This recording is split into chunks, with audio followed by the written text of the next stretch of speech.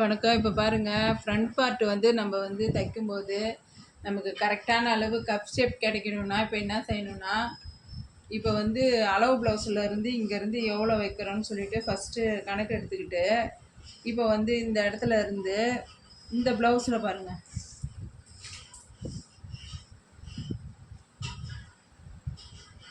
ரெண்டுத்துக்கும் 1.5 நடுவில் வந்து 1.5 வருது. இது மொத்தத்துக்கு இந்த இடம் பார்த்தோம்னா 3 வருது.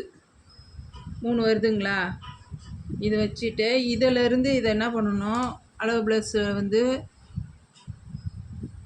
கொஞ்சம் 40 சைஸுக்கு மேலே இருக்கிறவங்களுக்குலாம் இப்படி வச்சுக்கலாம்.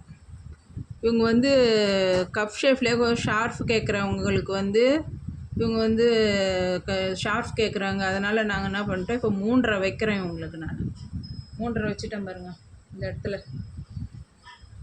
அப்புறம் இந்த இடம் இந்த சைடில் வந்து ஹாம்கோட் பகுதியிலேருந்து நம்ம வந்து எடுக்கிற அளவு வந்து 4.5 இந்த இடத்துல நம்ம இதை வச்சுக்கிறோம்.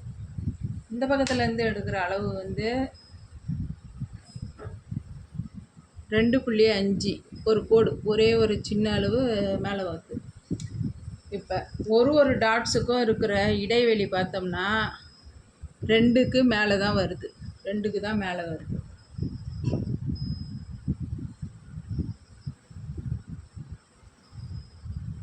இந்த மாதிரி இருக்கணும் கப் ஷேப். இது மாதிரி நம்ம வந்து தைச்சோம்னா நமக்கு வந்து நல்ல ஷேப் கிடைக்கும். இப்போ நான் வந்து இந்த இடத்துல வந்து கோடு போட்டிருக்கேன்னா, இப்போ தையல் பிடிச்சி தைக்கும்போது எப்படி தைக்கணும்னா, இந்த இடத்துல வந்து கொஞ்சம் வந்து அகலமாக இப்படி ஆரம்பிக்கணும். கொஞ்சமாக இப்படி துணி இப்படி பிடிக்கணும். இது வர வர அப்படியே வந்து இந்த ஷேப் இப்படி வந்து இப்படி நம்ம நேராக கொண்டு வந்துட்டோம்னு வச்சுக்கோங்களேன், ஃபுல் ஷேப்புமே மாறிடும். இந்த இடத்துல அப்படியே பிடிச்ச தையல் அப்படியே மெலிசாக அப்படியே கொண்டு வரணும். இந்த இடத்துல அப்படியே ஷார்ப்பாக அப்படியே இந்த இடம் வரக்குள்ள அப்படியே மெலிசாக இருக்கணும். அப்படியே அந்த மாதிரி வந்தால் தான் இந்த வந்து உங்களுக்கு வந்து 3 இந்த பக்கமும் அப்படி தான் செய்யணும், இந்த பக்கமும் அப்படி தான் செய்யணும், இந்த பக்கமும் அப்படி தான் செய்யணும். அது மாதிரி செய்யக்குள்ள உங்களுக்கு வந்து கப் ஷேப் வந்து உங்களுக்கு நல்லா அழகாக கிடைக்கும்.